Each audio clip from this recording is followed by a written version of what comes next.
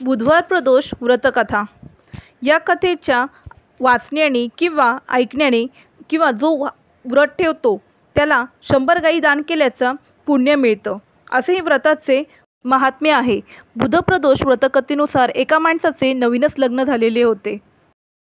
लग्नाच्या 2 दिवसानंतरच त्याची पत्नी आपल्या मायदेशी गेली होती, म्हणजेच आपल्या माहेरी गेली होती. काही दिवसांनी तो माणूस आपल्या बायकोला परत आणण्यासाठी निघाला.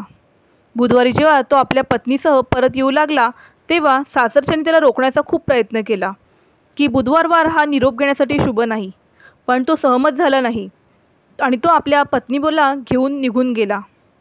शहरात पोचल्यानंतर पत्नीला तहान लागली. तो माणूस लोटा घेऊन पाण्याच्या शोधात निघाला.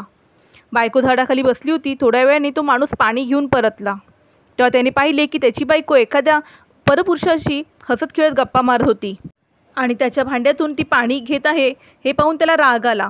जेव्हा तो जवळ आला तो त्याला आश्चर्य वाटण्याला मर्यादा नव्हती, कारण त्या माणसाचा चेहरा अगदी हुबेहूब त्याच्यासारखा होता. ते पाहून पत्नी देखील गोंधळली. त्या दोघांनी भांडणं सुरू केली. गर्दी जमली. सैनिक आले. सारखे दिसणारे पुरुष पाहून त्यांनाही आश्चर्य वाटले. त्यांनी त्या बाईला विचारले की ह्यापैकी तुझा नवरा कोण आहे? ती पण गोंधळली. मग त्या माणसाने भगवान शंकरांना प्रार्थना करण्यास सुरुवात केली आणि म्हणाला की भगवान आमचे रक्षण करा, मी मोठी चूक केली. मी माझ्या सासू सासऱ्यांचे ऐकले नाही आणि बुधवारी पत्नीला घेऊन निघालो.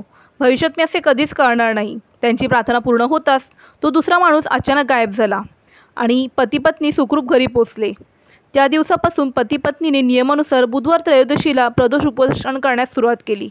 म्हणून प्रत्येक व्यक्तीने बुध त्रयोदशीचे व्रत ठेवावे. जर ही तुम्हाला कथा आवडली असेल तर प्लीज माझ्या चॅनल लाईक करा, शेअर करा आणि सबस्क्राईब करा. धन्यवाद.